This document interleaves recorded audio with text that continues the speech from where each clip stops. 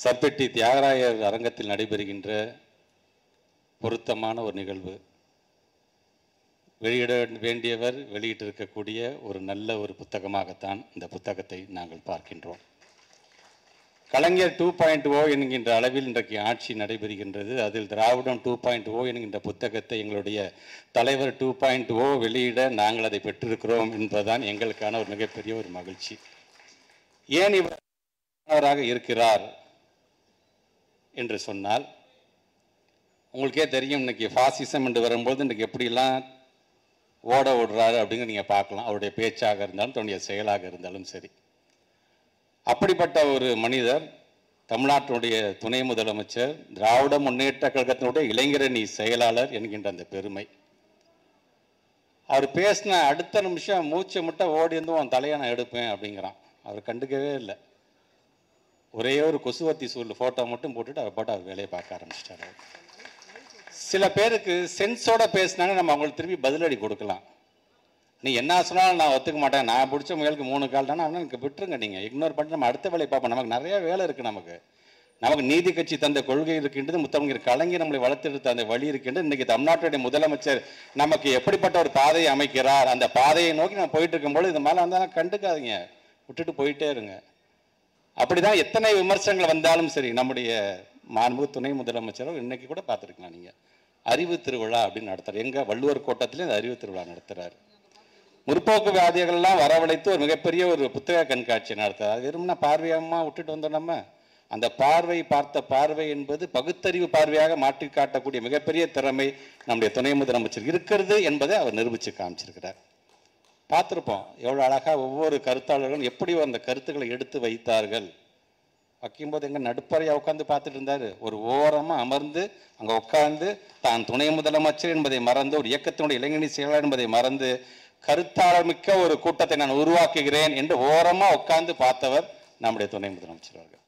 ஆக அப்படிப்பட்ட அவர் இன்னைக்கு கலந்து கொண்டிருக்கின்றார். இன்றைக்கு இதற்கான கதாநாயகன் என்று சொன்னால் என்னுடைய அன்பு சகோதரர் தமிழ் கேள்வி செந்தில்வேல் தான். ஒரு ஊடகவியலாளராக, ஒரு பத்திரிகையாளராக, இன்றைக்கு என்னுடைய நண்பன் என்று சொல்வதை காட்டிலும் என்னுடைய சகோதரனாக இன்றைக்கு இந்த புத்தகத்தை அவர் எழுதியிருக்கிறார். கருத்து என்று வரும்பொழுது இப்போ நம்ம நிறைய பேசிட்டு போயிடுறோம். பாதுகாப்பு இருக்குது, என்ன வேணா பேசலாம்பான்னு. கௌரி லங்கேஷ்னு ஒரு பத்திரிகையாளர் சுட்டு கொல்லப்பட்ட போது ரொம்ப கொஞ்சம் பேர் தான் வந்து அதை பற்றி எடுத்து பேசிட்டாங்க துணிஞ்சு. அப்படி பேசின ஒரு சிலரில் ஒருவர் என்னுடைய அன்பு சகோதரர், இன்றைய கதாநாயகனாக நான் பார்க்கின்றேன். ஆக அப்படிப்பட்ட அவர் திமுகவுக்கு நண்பர் என்பதை சொல்வதை காட்டிலும் RSSக்கு எதிரி என்று சொல்றதுதான் சரியாக இருக்கும். RSSோட கருத்தோ அல்லதோட முகமோ எங்கேயாச்சும் எட்டி பார்த்துச்சுன்னா முதல்ல போய் அதை அடிச்சு தலையை தட்டி உட்கார வைக்கக்கூடியவர் தான்.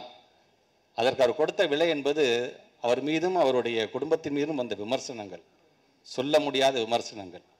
அதெல்லாம் கடந்து வந்தபொழுது கூட இன்றைக்கு நம்முடைய தமிழ்நாட்டுடைய முதலமைச்சர் அவருக்கான அந்த அணிந்துரையில் எழுதும்போது கூட அவர் சொல்லியிருக்காரு. பார்த்தீங்களா, திராவிட முன்னேற்ற கழகத்துடைய வரலாற்றில் அது மிகப்பெரிய எதிரி எதுவென்று சொன்னால் அது மீது வைக்கப்படுகின்ற அவதூறுகள் தான். அந்த அவதூறுகளை எல்லாம் இன்றைக்கு தரவுகளோடு பொடி பொடியாக்கக்கூடிய ஒரு புத்தகமாகத்தான் இந்த திராவிடம் 2.0 ஏன் எதற்கு என்கின்ற இந்த புத்தகம். நமக்கு ஏதாச்சும் சந்தேகம் வந்தால் தயவுசெய்து எடுத்து ஒரு தடவை புரட்டி பாருங்க. அதுக்கப்புறம் நீங்களுமே தமிழ் கேள்வி சிந்திலாக நீங்கள் மாறி போய் விடுவீர்கள். அந்த அளவுக்கு தரவுகள் இதில் இருக்கின்றது. இது வெறும்ன தரவுகள் என்று வரும்பொழுது நம்முடைய கொள்கை எதிர்ப்பு என்ன செஞ்சாங்க அப்படின்னு சுட்டி காட்டுறதை காட்டிலும் நம்முடைய திராவிட இயக்கம் என்னென்ன சாதனைகள் செஞ்சிருக்கிறது இதில் சேர்ந்தே வருகிறது. அதனால்தான் அவர் நம்முடைய தமிழ் கேள்வி சிந்திலர்கள் இதில் எழுதும் போதெல்லாம் கடந்த கால என்னென்னலாம் பண்ணாங்க. உதாரணத்துக்கு என்னுடைய பள்ளி கல்வித்துறை என்று வந்தால் அதில் இருக்கக்கூடிய அண்ணா நூற்றாண்டு நூலகத்தில் இருக்கின்ற அந்த மிகப்பெரிய அந்த அரங்கத்தை கல்யாணத்துக்கு வாடகை கூட்டாங்க. அதுதான் அவங்க செஞ்சாங்க. முத்தமிழர் கலைஞர் பார்த்து கட்டிய தலைமை செயலகத்தை மருத்துவமனையாக மாற்றி போட்டாங்க. சமச்சீர் கல்வியை கொண்டு வந்ததை ஒட்டுமொத்தமாக அந்த அம்மையார் சிதைத்து வைத்தார்கள். நம்முடைய ஆட்சி காலத்தில் பணி நியமனமாக்கப்பட்டவர்கள்லாம் உங்களுக்கே தெரியும், கிட்டத்தட்ட 1,76,000க்கு மேற்பட்டிருக்கின்ற ஆசைகளை ஒரே கையெழுத்து வீட்டுக்கு அமைச்சு வச்சாங்க. அவங்க இப்படி நாம் என்னென்னலாம் செய்கிறோமோ அதெல்லாம் நமக்கு மீது இருக்கின்ற ஒரு காழ்ப்புணர்ச்சியின் மூலமாக ஒட்டுமொத்த பொதுமக்களும் இன்றைக்கு இன்னல்களுக்கு ஆளாகின்ற அளவுக்கு அன்றைக்கு அவர்கள் அதை செய்துவிட்டு போனார்கள். ஆனால் இன்றைக்கு நீங்கள் பாருங்கள், முத்தமிழர் கலைஞர் அவரே சொல்கிறார் ரொம்ப அழகாக. முத்தமிழர் கலைஞர் பொறுத்தவரைக்கும் இலவச மின்சாரம் வழங்கியது முத்தமிழர் கலைஞர். இன்றைக்கு அதில் 1,80,000 பேருக்கு அந்த மின் இணைப்பை இலவசமாக தந்திருக்கிறார் நம்முடைய தலைவர் என்பதை ரொம்ப அழகாக எடுத்து சொல்கிறார். சார் அது மட்டும்தானா? சத்தான உணவு என்று முட்டை கொடுத்தார் முத்தமிழர் கலைஞர். இன்றைக்கு காலை உணவு திட்டம் என்கிற திட்டத்தை ஒட்டுமொத்த இந்தியா மட்டுமல்ல ஒட்டுமொத்த உலகத்திற்கே எனக்கு ஒரு வழிகாட்டியாக ஒரு திட்டத்தை உருவாக்கிறார் நம்முடைய தலைவர் என்பதை அவர் எடுத்து சொல்கிறார். அரசு உடைமையாக பேருந்தை மாற்றி காட்டினார் முத்தமிழர் கலைஞர் அவர்கள். ஆனால் இன்றைக்கு நம்முடைய தலைவர் விடியல் பயணம் என்கிற விதத்தில் இன்றைக்கு பல கோடி பயணங்களை நம்முடைய தாய்மார்கள்லாம் இன்றைக்கு மேற்கொள்கின்ற அளவுக்கு அந்த திட்டத்தை தீட்டி தந்திருக்கிறார் என்று அவர் சொல்லுகிறார். இப்படி ஒவ்வொன்றையும் பார்த்து பார்த்து சொல்கிறார். அதே வேளையில் தேர்தல் களம் என்று வந்துவிட்டால் இப்போ இருக்க ஒன்றிய பாரதிய ஜனதா பொறுத்தவரைக்கும் தில்லுமுள்ளில் இறங்குவாங்கங்கிறதையும் அழகாக சொல்லியிருக்கிறார். தேர்தல் காலம் என்று வந்துச்சு அது வரைக்கும் அமைதியாக திடீர்னு எஸ்ஐஆர் அப்படிம்பாங்க. ஒவ்வொருத்தராக ஃபார்மை தூக்கிட்டு ஓடுறோம், எங்கேயும் ஓடுறோம். நம்ம இன்னைக்கு அதில் இருக்கின்ற எவ்வளோ பெரிய ஒரு சிக்கல்கள் இருக்கின்றது, நடைமுறை சிக்கல் இருக்கின்றது என்பதெல்லாம் ரொம்ப அழகாக தெளிவாக எடுத்து சொல்லியிருக்கார். சார் அதை நாம் ஏமாந்து விடக்கூடாது அப்படின்னு சொல்லும் பொழுது அருண் ஜோயல் அப்படிங்கக்கூடிய ஒரு ஆணையரை பற்றி, நாடாளுமன்ற தேர்தலுக்கு முன்பாக அருண் ஜோயல் என்கக்கூடிய ஒரு ஆணையராக, தேர்தல் ஆணையர்களில் ஒரு ஆணையராக இருந்தவர், எப்போ தேர்தல் தேதி அறிவிக்கிறதுக்கு 4 நாளுக்கு முன்னாடி ராஜினாமா பண்ணிட்டு போற, ஒன்றுமே சொல்லி நீ கிளம்புனா கிளம்பிக்கிட்டு இருக்கா அப்படின்ட்டாங்க. அப்போ என்ன மாதிரியான அழுத்தம் அவருக்கு தரப்பட்டிருக்கும் என்பதை அவங்க எடுத்து சொல்லுகிறார். நம்மை பொறுத்த வரைக்கும் நம்முடைய தமிழ்நாட்டுடைய முதலமைச்சர் நமக்கு அரணாக இருக்கிறார்.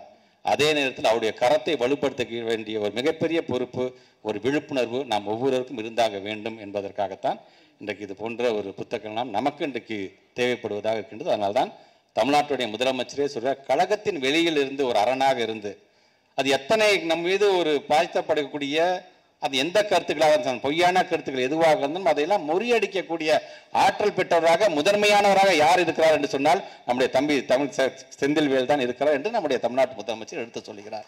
ஆக இந்த புத்தகத்தை பொறுத்த வரைக்கும் நமக்கான ஒரு ரெஃபரன்ஸாக நம்ம வச்சுக்கணும். நம்ம ஸோ நம்ம காரில் போகும்போது அந்த புத்தகத்தை வச்சுக்கோங்க. ஏதாச்சும் ஒன்றுனா பயணத்தில் போகும்போது 4 பக்கத்தை படிங்க. படிக்க படிக்க படிக்க நம்ம என்ன அந்த இப்படியெல்லாம் நம்ம ஏமாற்றி இருக்கிறாங்க, இப்படியெல்லாம் நம்ம மேலே அவதூறை கொண்டு வந்திருக்காங்க, நம்மளுடைய எண்ணம் நம்ம ஒவ்வொருத்தருக்கும் வந்துவிடும். அது ஆக அதை நீங்கள் பார்த்து நாம் தெளிவோடு அடுத்தவனுக்கு பதிலடி கொடுப்பதற்கு நாமும் நான் சொன்னது போன்று நம்ம தமிழ் கல்வி செந்தில்வேலாக மாற வேண்டும் என்பதற்காகத்தான் இதை நான் சொல்கின்றேன். ஆக அந்த விதத்தில் வருகை தந்திருக்கின்ற நாம் ஒவ்வொருவருமே இந்த அரங்கத்தை விட்டு போகும் பொழுது ஒரு புத்தகத்தை பெற்றோம் என்பது மட்டுமல்லாமல் இதை படித்து நானும் ஒரு புது மனிதனாக மாறியிருக்கேன் கொண்ட எண்ணத்தோடு நான் வெளியில் செல்ல வேண்டும் என்று சொல்லி வருகை தந்திருக்கின்ற உங்கள் அனைவருக்கும் மீண்டும் ஒரு முறை என்னுடைய வணக்கத்தையும் அதே போன்று நல்ல வாய்ப்பை எனக்கு வழங்கியிருக்கின்ற என்னுடைய அன்பு சகோதரருக்கும் நன்றியையும் தெரிவித்து இந்த உரையை நிறைவு செய்கிறேன். நன்றி, வணக்கம்.